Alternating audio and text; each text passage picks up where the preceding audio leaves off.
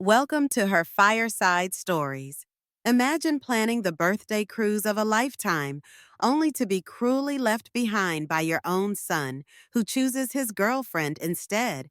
But here's the twist: our protagonist, Valerie, doesn't just crumble in despair.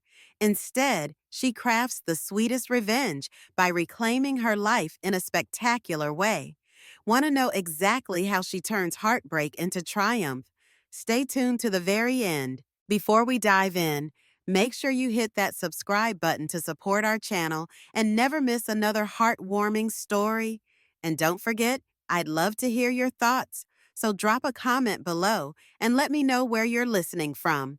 I never expected my 65th birthday to begin with the sound of a cruise ship horn blaring mockery straight into my chest. Yet there I was, bright and early at the harbor, wearing the prettiest sundress I'd saved up to buy. I'd spent months picturing how this trip would go.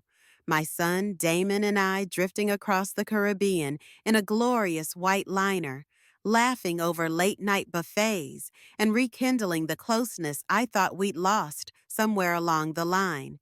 The reality, however, was far more humiliating. A single text message had lit up my phone. Plans changed. I'm taking my new girlfriend instead. At first glance, I thought it was some awkward joke. But Damon, at 40 years old, had never been known for a refined sense of humor. My heart clenched as I stood there, neglected and alone. 65 years on this planet, and this was the payoff for all my sacrifices?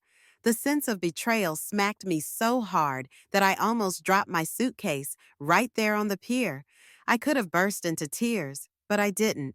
Maybe a part of me had always known that Damon's sweet words were laced with disclaimers I refused to see. As families and couples whisked by, hurrying to board the very ship I'd imagined I'd be on, I couldn't help but wonder how it had come to this. My son was my only child, the center of my universe for so long. Now I was just an option, easily replaced by a new fling. It felt like every promise he'd ever made was unraveling in the salty breeze that tugged at my hair. That day I took a picture of myself at the port, a half-hearted smile plastered to my face. The unused ticket was visible in my other hand. It stung, this feeling, but I refused to wallow in front of crowds of strangers. Instead, I summoned what little pride I had left, turned on my heel, and walked away from the glittering ship I'd never set foot on. Little did I know, this miserable morning was the catalyst for a complete transformation. By the end of my journey, I would find within myself the kind of strength I hadn't realized I possessed. And ironically, I'd discover that the best revenge doesn't always come from pettiness, but from finally living my life on my own terms. The cruise ship horn bellowed across the harbor, mocking me as I stood alone at the port, clutching my brand new floral suitcase. The screen of my phone glowed with my son Felix's message. Plans changed. I'm taking my new girlfriend instead. I read it 3 times, hoping the words would somehow rearrange themselves. They didn't. My chest tightened as if someone had wrapped a belt around it and pulled. 65 years old, dressed in my new blue dress and matching shoes I'd saved for months to buy, holding a ticket to nowhere. People rushed past me, families laughing, couples holding hands, all with somewhere to go, someone waiting. I lifted my phone with trembling hands and took a selfie, my unused passport visible in the frame, forcing a smile that didn't reach my eyes. "Ma'am, are you boarding? Final call for the Caribbean Princess," a young attendant asked, clipboard in hand. "No," I said, straightening my back. "Not anymore." After that humiliating scene at the harbor, it felt like my life had been cracked wide open, all of its hidden flaws now exposed. I returned home with a tightened resolve and a churning sense of injustice. I was Valerie Patterson, loyal mother, dutiful provider, and apparently, in Damon's eyes, second best. But if those illusions about Damon came crashing down that day, I decided I would use the rubble to start constructing something new.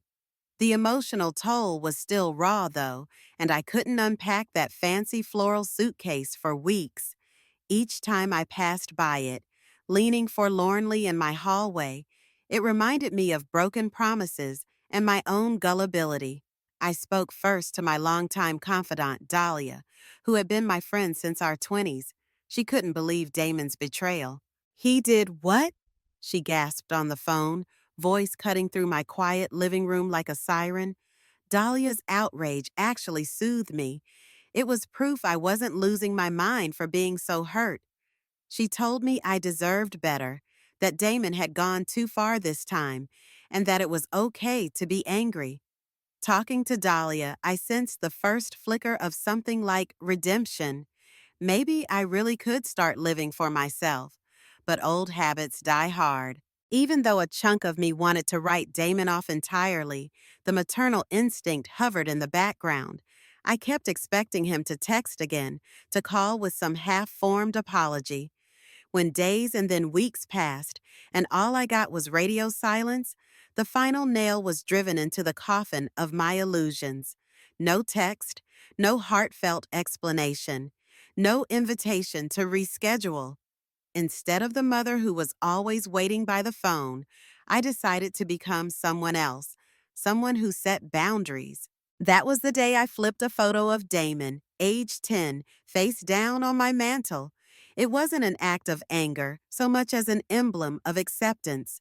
The Damon I used to know was gone, and I had to live in the present.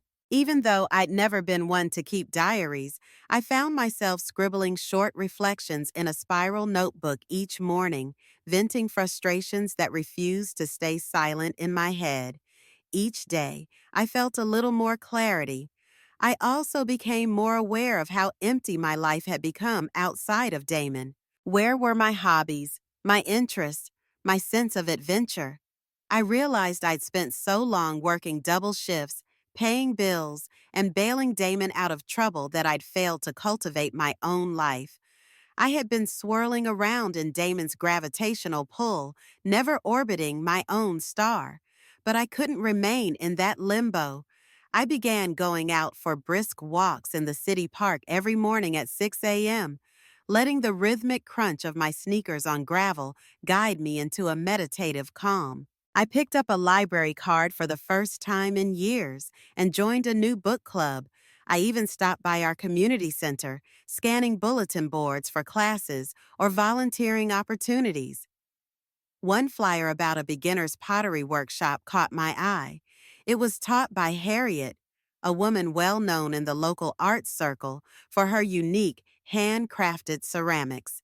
Something about the concept of shaping cold, unformed clay into something both beautiful and functional piqued my curiosity.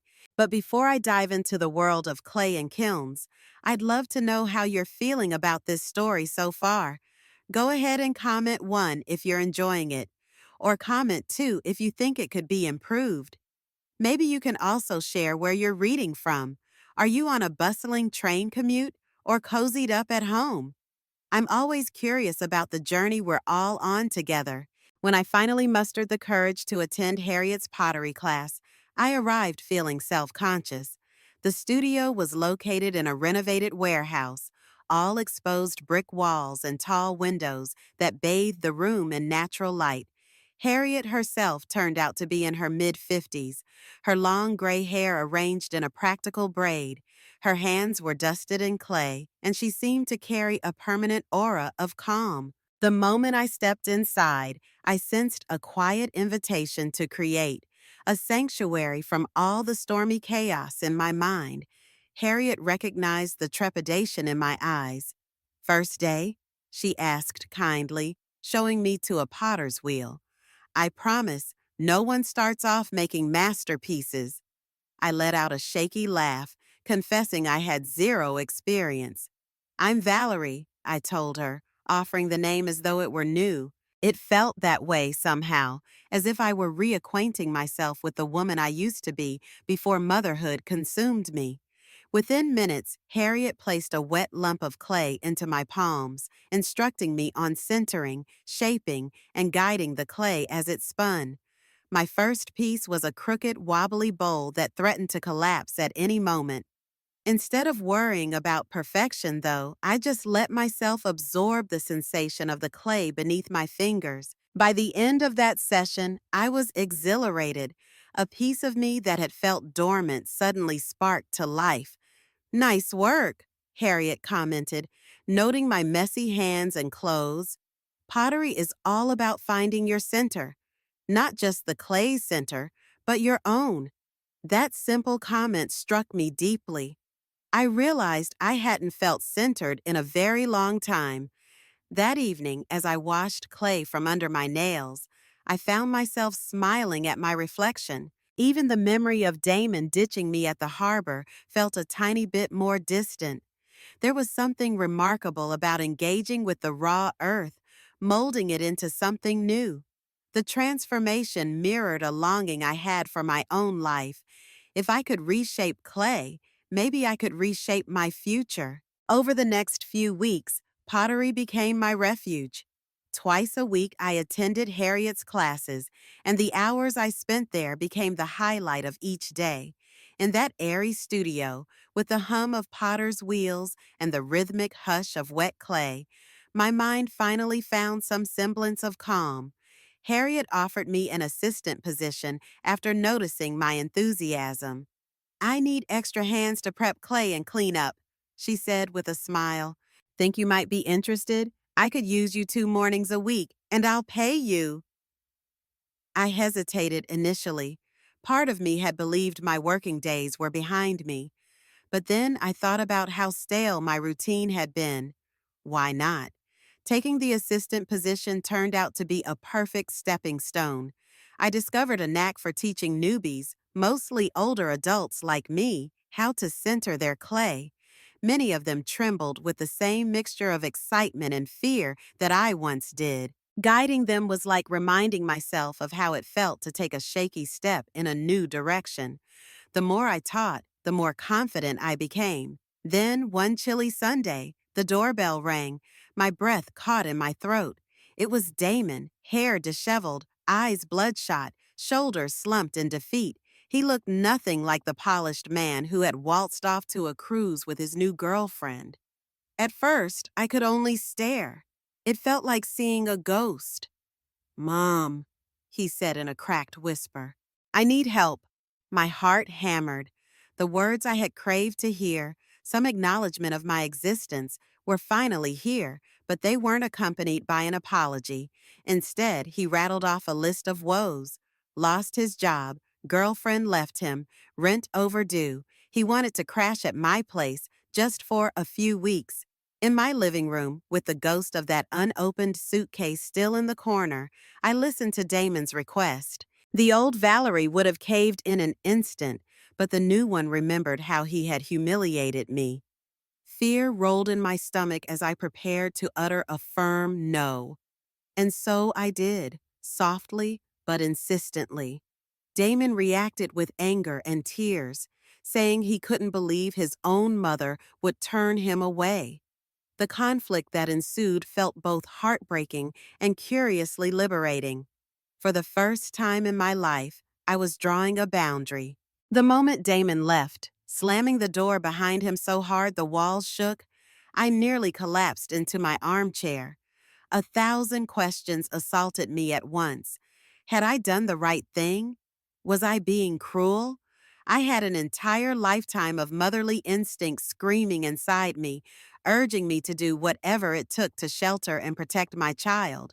And yet, I also felt an unexpected sense of relief.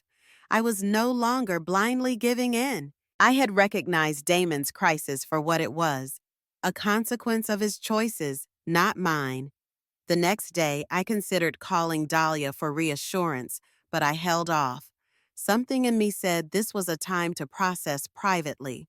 My friend Harriet at the pottery studio noticed I was quieter than usual. Family problems? She asked gently as we wiped down the wheels and stored tools. Somehow Harriet always saw right through me. When I told her about Damon's unannounced visit and how I'd refused to let him move in, she didn't appear shocked. Parents have the hardest time with boundaries. she said, especially single parents. Her empathy was palpable, but so was her approval. I wasn't sure if I felt proud or devastated. Time crawled. Each morning, as I shaped wet clay under my fingers, I tried to visualize my own life taking form in a healthier shape. One piece I worked on was a large, shallow bowl that refused to center on the wheel. No matter how many times I corrected the clay, it wobbled precariously. In frustration, I nearly tore it apart. Harriet gently placed her hand over mine, stopping me. Sometimes pieces look beyond salvage, but that's often when you have to be more patient. If you rush it, you'll just destroy something that could have been fixed. That advice lingered in my mind, resonating on more than just an artistic level. It made me think about Damon. Could he be salvaged if he truly put in the work? Did I owe him another chance, or had I done the right thing by stepping back? My heart told me both answers were true, yet reconciling them was another matter entirely. A few nights later, I found myself unable to sleep. I wandered into my dimly lit living room, flicked on a small lamp, and settled onto the couch with a blanket. Rain pattered against the windows. My phone lay silent on the coffee table. No new messages from Damon. That was a good thing, I told myself, because any contact from him at this point would likely just reopen fresh wounds. But worry still gnawed at me. Where was he sleeping? Had he found a safe place, or was he drifting around aimlessly? 1,000 motherly anxieties can spring up in the quiet of night.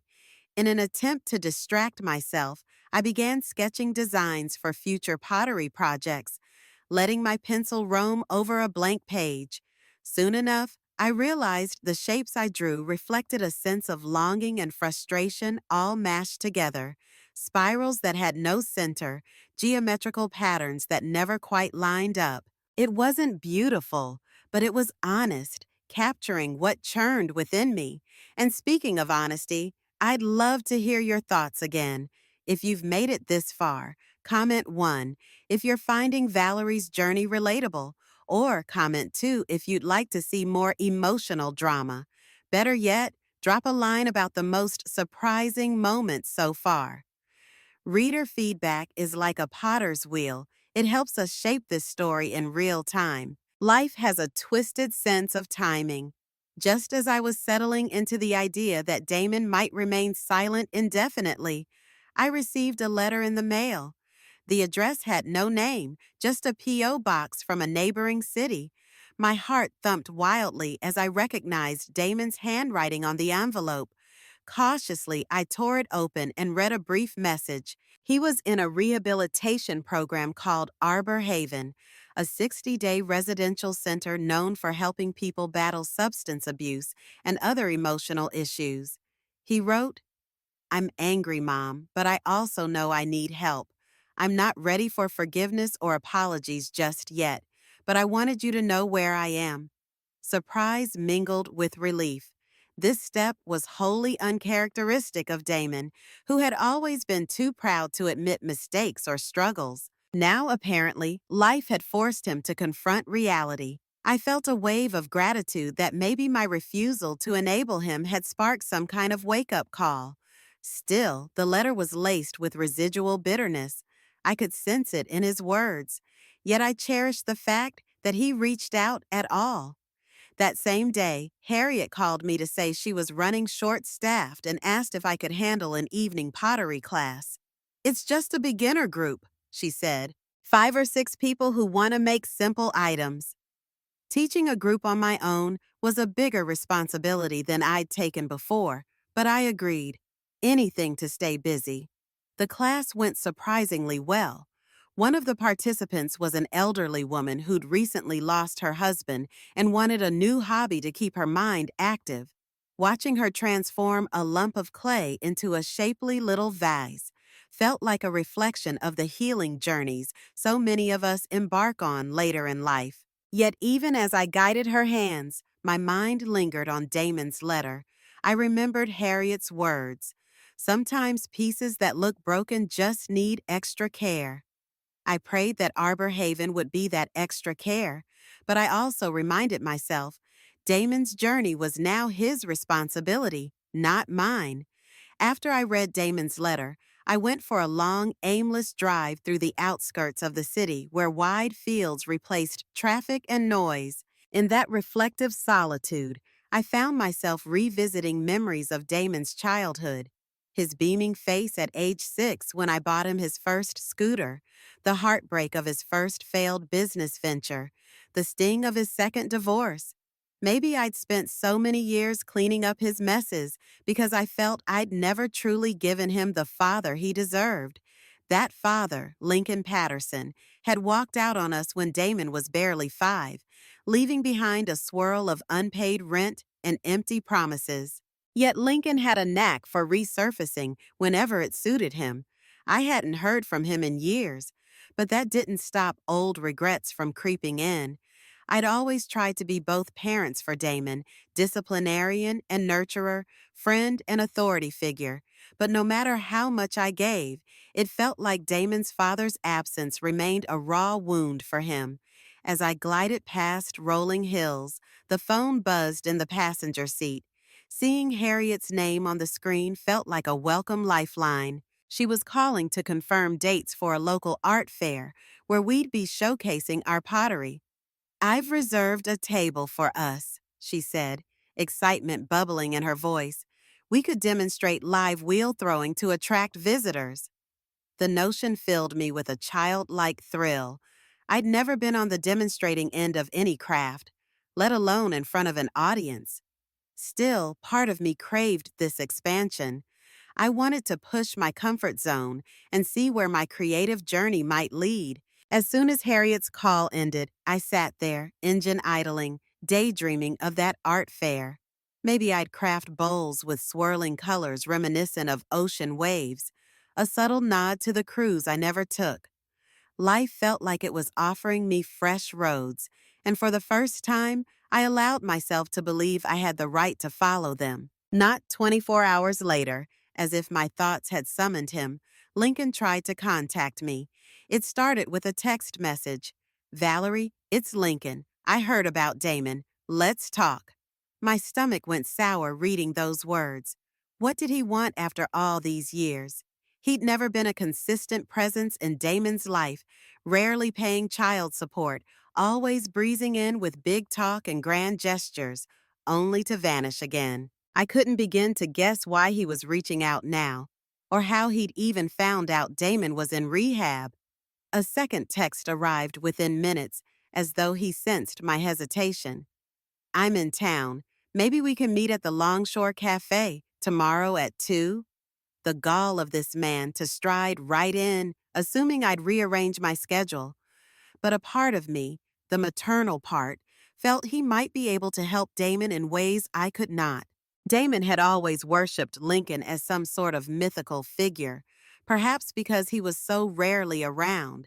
The fatherly star power never fully dimmed, despite repeated disappointments. I spent the rest of that day trying to decide whether to ignore Lincoln entirely or see what he had to say. The next afternoon, curiosity won out. I arrived at the cafe, scanning the booths until I saw him. He looked older, of course we both did, but still had that same self-assured grin. Gray streaked his once dark hair. As soon as I slid into the seat across from him, he attempted small talk. "Valerie, you look well," he said, voice smooth as always. I couldn't help but note the ring of tension around his eyes. "Let's skip pleasantries," I told him curtly, crossing my arms over my chest. "Why are you here, Lincoln?" He sighed, glancing at his coffee. "Damon called me from Arbor Haven. He said he's confronting a lot of issues. He blames me for a lot of them, and maybe he's not wrong." Part of me wanted to rail at him. Of course he's not wrong, but I stayed silent, letting Lincoln talk. He spoke of regrets, about poor decisions he'd made, how he was in a better place now financially and emotionally. "I want to be there for Damon," he concluded, "if he'll have me." Listening to Lincoln was like stepping into a time machine of emotional baggage. Every wound I'd nursed for decades threatened to rip open. Yet I recognized the possibility that people could change. Hadn't I changed in the past few months? Gone from an enabler to a boundary setter? Perhaps Lincoln was on his own journey as well, but I remembered Harriet's voice in my head, cautioning me that some things are best handled slowly, one uncertain step at a time. We ended that meeting without any grand decisions. I told Lincoln to give Damon some space. If Damon wanted to see him, Damon could make that call. He agreed, but not without a last-ditch plea for me to help facilitate. I told him no. It was Damon's choice, not mine, to invite his father in. Dear readers, I'm curious. How do you think Lincoln's reemergence will affect Valerie's journey, for better or worse? Comment 1 if you think it'll lead to healing, or comment 2 if you expect it to stir up more heartbreak. And of course, drop a note about your own experiences with long-lost family members reappearing if you feel comfortable sharing. These are the connections that make stories feel real. The emotional weight of that meeting with Lincoln lingered, but life refused to slow down. Harriet and I had the local art fair to prepare for, and I threw myself into the project.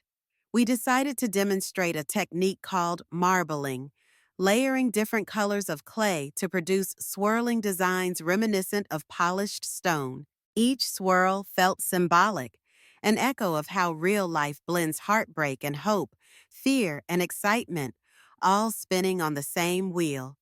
When the day of the fair arrived, Harriet and I loaded our pottery and supplies into a van.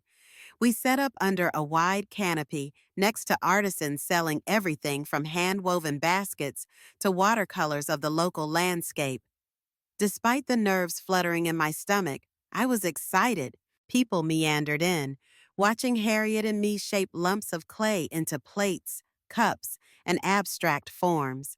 Occasionally, someone asked if they could try, and we'd guide their hands over the spinning wheel. Seeing that spark of wonder in their eyes reminded me of my own first encounter with clay, how it awakened something deeply human and creative inside me. Midway through the fair, as I stood up to stretch my legs, a tall man in a navy blazer approached, his gaze fixed on my displayed pieces. "These look quite unique," he remarked, nodding at the small marbled bowls I'd lined up in a row.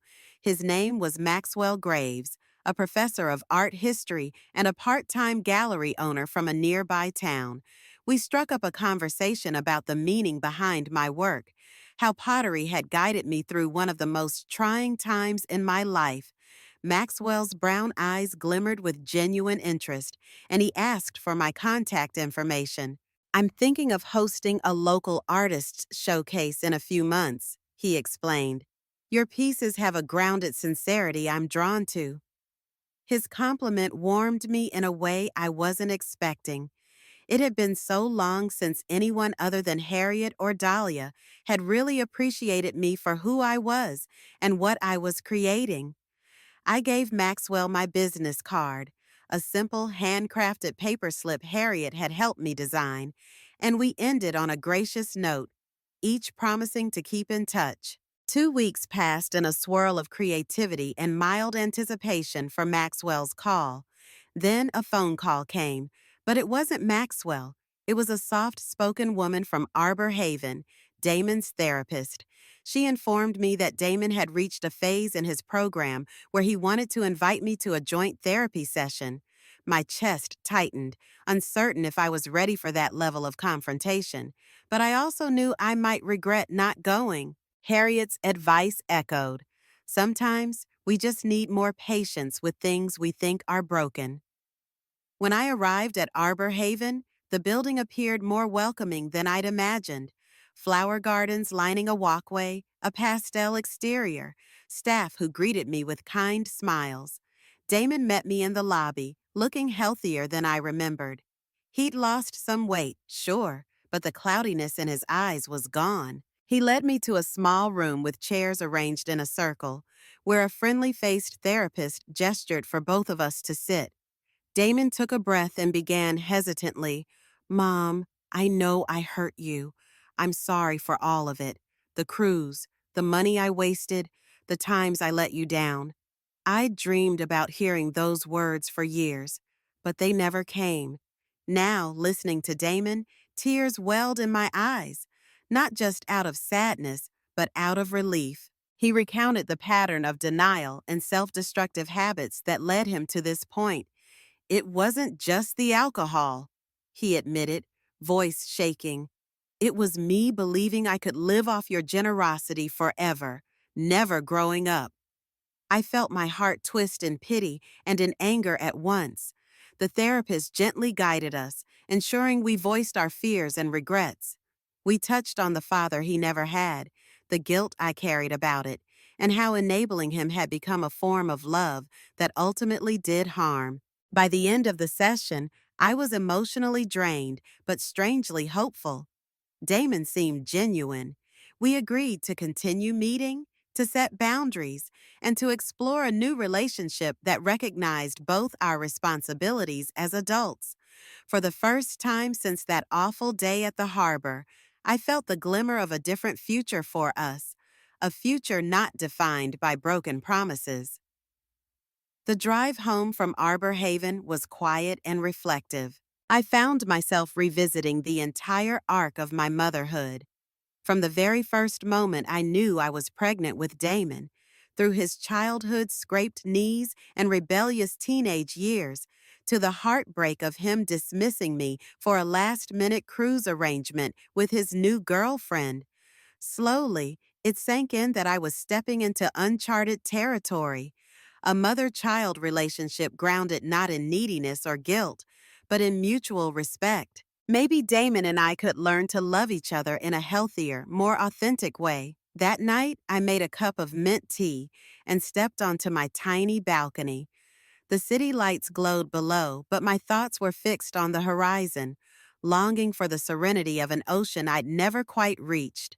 The smell of the sea was absent here, replaced by concrete and car exhaust, but I could imagine the distant roar of waves if I closed my eyes. Strangely enough, I thought of Maxwell. He'd only been a fleeting acquaintance at the art fair, yet something about his genuine curiosity sparked an excitement in me. I wondered if he would still reach out, or if that conversation would end up just another cameo in the story of my life. Over the next few days, I found solace in shaping a series of bowls and mugs, each with swirling patterns reminiscent of ocean tides. Pottery can be healing in that way. Every push of my hands into the clay, every gentle shaping of the rim, felt like a prayer of transformation. I realized I was not just making functional objects, I was leaving pieces of my soul in each curve. More and more, I sensed that I was no longer the same Valerie who had once pinned all her hopes on a single cruise that never happened. I was forging a deeper self-awareness, a willingness to risk heartbreak if it meant claiming genuine joy for myself. One late afternoon, while finishing up at the pottery studio, Harriet casually mentioned, "You know, I've got a friend who runs a small weekend retreat. They focus on everything from painting to yoga to personal growth. You might like it." My first reaction was dismissive. Weekend retreats sounded like luxuries for other people. But Harriet's gentle coaxing worked its magic, and I found myself signing up. "It'll be good for you," she insisted. "You've come so far already, but sometimes stepping away from routine helps you see things in a fresh light." The next weekend, I drove 2 hours into the countryside, arriving at a peaceful lodge nestled between tall pine trees. The retreat was called Renew and Restore, and that name alone hinted at the promise of introspection. I spent the next 2 days participating in guided meditations, journaling exercises, and even a small art workshop. Much to my surprise, I loved it. The quiet walks around the forested paths gave me time to process the avalanche of changes in my life. For the first time, I could see that maybe I didn't just survive Damon's betrayal, I grew because of it. And now, dear reader, I want to pause again for a brief moment. Comment 1. If you appreciate seeing Valerie step out of her comfort zone at a retreat, or comment 2 if you think weekend getaways aren't your style. Also, where in the world would you choose for a soul searching trip if you had the chance? Sometimes just hearing new ideas can spark a revelation. Upon returning from the retreat, I discovered a voicemail on my phone. The caller ID indicated a number I didn't recognize, but the voice was unmistakable. Maxwell. My pulse quickened as I listened. Hello, Ms. Patterson. It's Maxwell Graves from the art fair. I've been organizing a small group exhibition at my gallery in Shoreline Heights, and I'd love for you to consider showing some of your work. If you're interested, please give me a call back. I think our community would really appreciate your perspective. I nearly dropped my phone. A gallery exhibition? For me? The thought felt surreal. Sure, Harriet had always encouraged me, but I still saw myself as a beginner, a woman who'd picked up pottery to cope with heartbreak. The idea that my work might be worthy of a formal showcase was both electrifying and nerve-wracking. After pacing around my living room for a good 10 minutes, I dialed Maxwell back. His friendly voice welcomed me. "I'm thrilled to hear from you," he said. "Why don't you drop by the gallery next weekend? Bring a few pieces so we can see what might fit our theme." That weekend, I packed 6 of my most meaningful pieces. Each told a piece of my story. One lopsided vase from my early attempts, 2 bowls with swirling oceanic patterns, and a trio of small cups featuring delicate floral motifs. Harriet kindly helped me wrap them for travel. She teased me about potential fame, but I could see pride in her eyes. Walking into Maxwell's gallery was like stepping into another dimension. The space was modern and minimalist, with natural light streaming through skylights. Paintings and sculptures from various local artists adorned the walls. Maxwell met me at the entrance, greeting me with an enthusiastic handshake. We set my pottery on a display table, and he examined each piece. His thoughtful questions made me realize how deeply connected these ceramics were to my emotional journey. "Your story is in each shape and glaze," he said. "Our theme this season is emergence. I can't think of a better example than what you've created." His words warmed me in ways I hadn't expected. After we settled the business details, title cards, pricing, the date of the opening, Maxwell asked if I'd like to grab coffee. I hesitated only a moment before agreeing. My heart hummed with a new kind of anticipation. We walked a few blocks from the gallery to a quiet cafe with an open-air seating area. A gentle breeze ruffled the umbrella above our table. Over cappuccinos, Maxwell asked about my background, how I got into pottery, my life before that, and how I found inspiration. I found myself sharing more than I anticipated: the heartbreak of Damon's betrayal, my decades of single motherhood, how Harriet's pottery class had saved me from a sense of purposelessness I couldn't shake.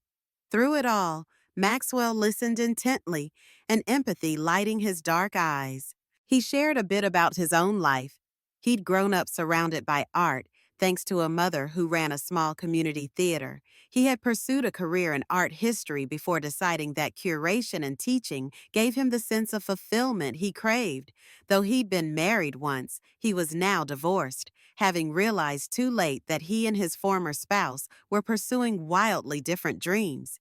As the afternoon sun shifted, we lost track of time. When we finally noticed, we laughed at how easy it was to talk, as though we were old friends.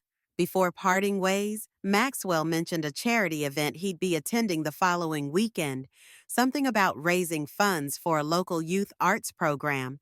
"I'd love it if you could come," he said a bit shyly. "No pressure, of course, but it'd be nice to show you another side of our art community." I nodded, aware of a flutter inside my chest that felt oddly like teenage excitement. It had been so long since I'd ventured into the realm of romance. The last attempt had ended in heartbreak with Damon's father, and I'd spent the interim years pouring all my energy into motherhood. Now, though, I felt an openness to what life might still hold. As I left the cafe, my lips curved into a gentle smile.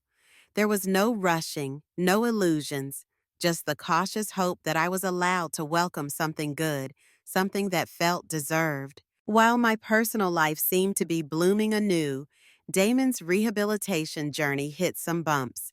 I received sporadic messages from him, some days brimming with optimism, other days laced with despair and self-doubt. He mentioned feeling resentful toward Lincoln, that the blame he once placed solely on me was now, in therapy, being dissected to reveal how both parents played roles in his struggles.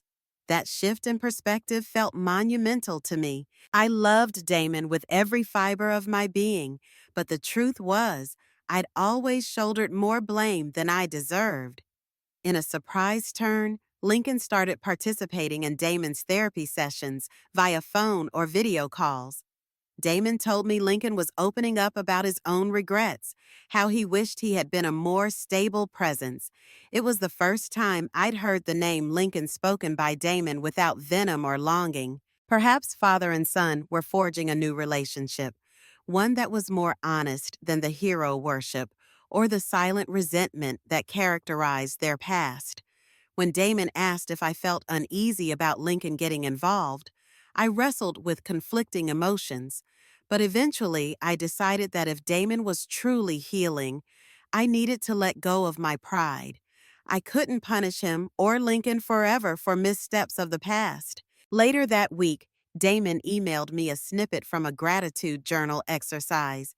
He'd written, "I'm thankful Mom finally said no. If she hadn't, I might never have checked into rehab." Tears blurred my vision as I read that line. All those nights of guilt, wondering if I was the worst mother in the world, were now countered by Damon's admission that my tough stance had helped save him. Part of me wished we could have reached this stage without all the pain, but life rarely offers such shortcuts. I wrote back, "I'm proud of you. Keep going." That same evening, I curled up with a cup of chamomile tea and scanned my calendar. Maxwell's charity event was approaching, as was Damon's graduation from the Arbor Haven program. Meanwhile, Harriet and I were finalizing pieces for the upcoming gallery showcase. It felt as though my life was brimming with possibilities, something I never would have foreseen on that fateful day at the cruise port. The moment seemed right for a heart-to-heart with Dahlia, who had been my friend since college, yet had been somewhat on the sidelines during my current transformation.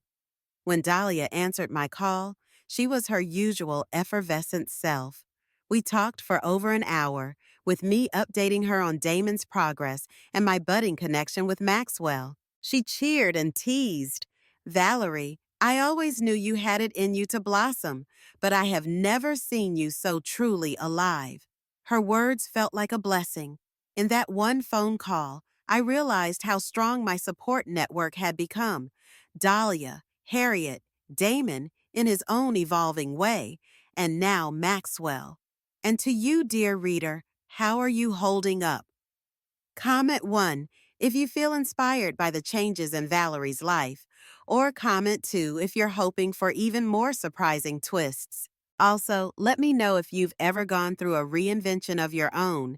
It's never too late to start anew. I arrived at the charity event in a simple but elegant navy dress, something versatile enough to blend into a semi-formal crowd. The venue was a converted historical home, complete with a wraparound porch and windows draped in fairy lights. Maxwell greeted me at the entrance, offering a warm smile that immediately set me at ease.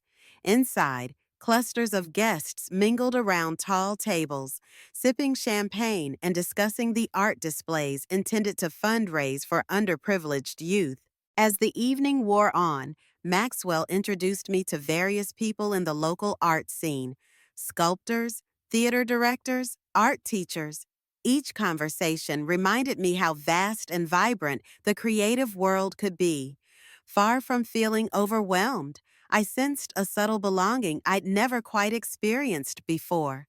A deep part of me recognized that I was standing on the threshold of a new chapter, one defined by choice rather than obligation. We were sampling canapes by a large gilded mirror when Maxwell leaned in. I've been meaning to ask, would you ever consider teaching a workshop at my gallery?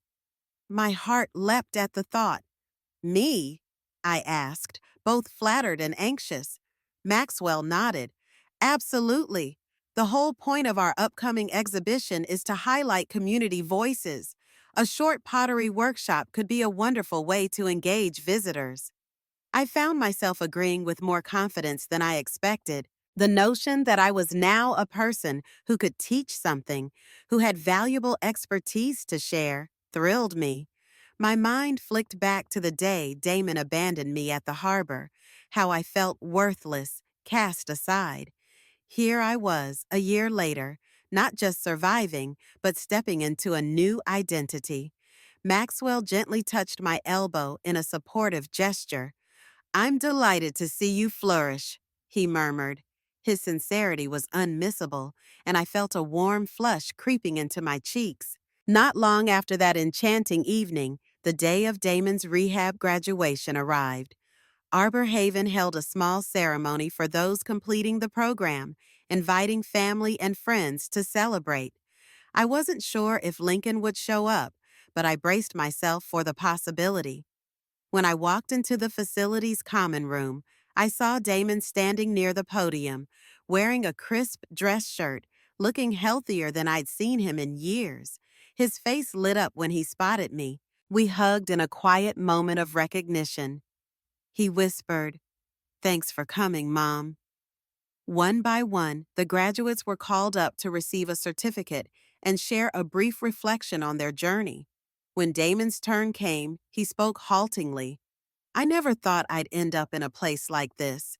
I thought I could handle life on my own terms, but the truth is, I kept pushing away the people who loved me. The biggest wake-up call was my mother saying, "No more." I hated her for it at first, but now I realized she was giving me the gift of self-reliance. Tears pricked my eyes as applause broke out. Damon stepped down, and we exchanged a nod that felt like a silent pact to start fresh. As the ceremony wrapped up, I noticed Lincoln hovering in the back. He hadn't made a dramatic entrance, which in itself was surprising. When Damon spotted him, there was a moment of tension, but they eventually walked out to the courtyard together. I stayed behind, allowing father and son their space. After a while, Damon returned, shoulders relaxed. He said Lincoln had apologized, recognized his absence, and wanted to keep working on their relationship. I searched my son's face, trying to gauge if he was truly okay with that. Damon took a breath. "I think I am," he said quietly. "I'm scared, but maybe it's time we both grew up." Meanwhile, the date of Maxwell's gallery showcase loomed. Days before the event, Harriet and I carefully transported my best pieces, bowls, vases, mugs, each with swirling glazes that told the story of resilience. The night of the opening, the gallery sparkled with soft track lighting and elegant floral arrangements. I caught my breath seeing my work displayed alongside that of seasoned artists. I wore a sea green wrap dress, the color reminding me of those Caribbean waters I once imagined sailing upon. Except this time, I was steering a different kind of ship. My life. Guests drifted in, sipping wine and perusing the art. Maxwell walked me around, introducing me to critics, buyers, and curious onlookers. I was even asked to give a brief speech about my inspiration. Standing on that little platform, gazing at a small crowd of attentive faces, I surprised myself with how calm I felt. I spoke openly about heartbreak, about letting go of illusions, and about discovering my own center through pottery.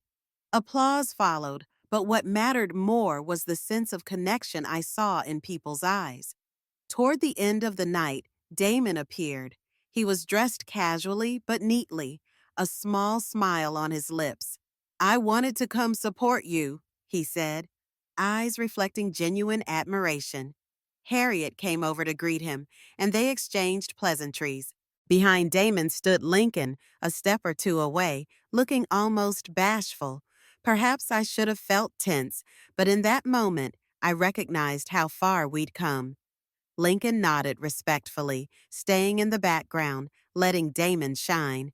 Harriet whisked me aside to show me that two of my pieces had already sold. Tears stung my eyes. Happy tears this time. I felt Maxwell approach, sliding an arm gently around my waist. "I told you your work resonates," he whispered. My cheeks warmed. Just then, Damon cleared his throat, catching my attention. "Mom," he said, "can we talk outside for a moment?" We stepped out to the sidewalk, the night air cool against my cheeks. Damon hesitated, then said, "I'm proud of you. I'm proud that you built something out of the wreckage I caused." He paused. "I know I messed up, but if you can forgive me, maybe we can start over in a better way." I took Damon's hands in mine, studying the lines and calluses I knew so well.